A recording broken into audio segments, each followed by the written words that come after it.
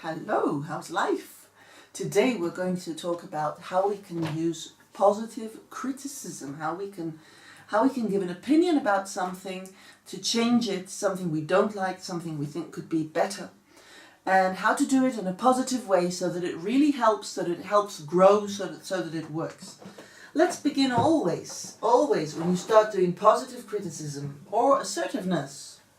Let's begin with ourselves. Analyze where you are criticizing from, where you are giving that suggestion from, where you are giving that order from. Are you giving it from a state of mind of serenity? Are you thinking about this with peace and calm? Do you feel threatened? Do you feel frightened? Do you feel there is not enough in the world? Are you doing it from a point of view of love and admiration and hope? Or do you think the world is a horrible place and you're looking at the other person and feeling envious and you're feeling furious and you're feeling destructive? Okay, if you're in this state of mind, you're in no position to give anybody any sort of suggestions, even remote suggestions, because first you have to work on yourself, especially because they will not be very efficient. They will actually bring up the other person's defenses. And the other person will be reacting to this state of mind, not to what you tell them only.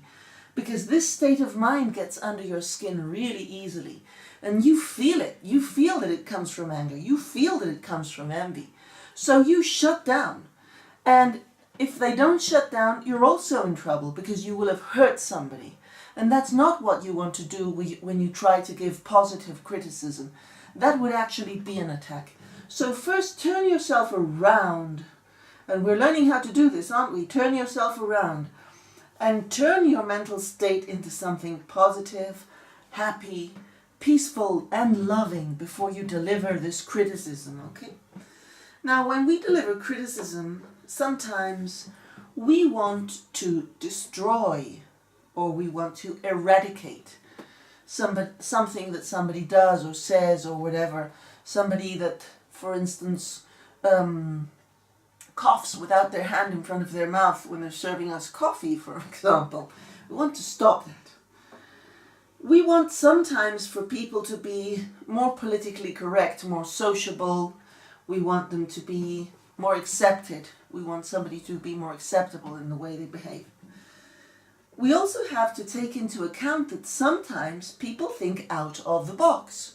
And they are doing something that's quite original and we do not understand what they are doing. Perhaps they're wearing a blue shoe and a red shoe for a reason.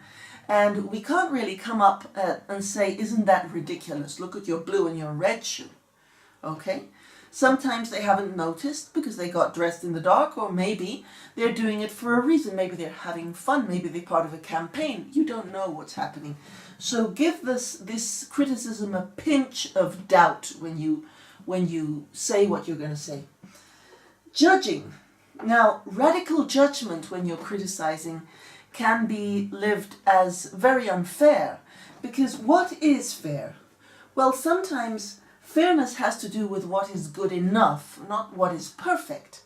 So perhaps if you are too perfectionist, too much of a perfectionist, and your criticism is about doing things better, people have different standards and different moments have different standards, so it's essential that you make this criticism the right one for the right time. And finally, let's think about idealism. Everybody has different ideals, and sometimes when you get perfectionism together, idealism together with the judge, you get into this perfectionism that is totally unattainable. Perhaps not for you, but it is unattainable for the other person. And this is also going to make them shut down. We're going to talk about positive criticism a lot more because it's a very important issue, because it's a wonderful way of getting in touch with somebody else, for people to get in touch with yourself. Remember that when somebody is saying something to you where they're in this state of mind, in this horrible state of mind that is negative and horrible and envious, etc., etc., it is not positive criticism. It's simply an attack. So remember to raise your defenses. You can forgive your enemies, but you have to know that your enemies are your enemies. So please don't be naive. Criticism can be an attack. It's not always positive. even if it is in the guise of positive criticism. Positive criticism will aim to help you change. And so, if I want to get here, a positive way of doing it is for the other person to tell me, you're a bit far now from here, you're getting warmer, it's getting better, you made it. And it's much more efficient than for somebody to say, you're wrong, you should be here, you should be here. Okay? So remember, try to reinforce, try to applaud when people are getting closer to their objectives. And finally, when they get to their objectives, congratulate them. That's how you want to make a change.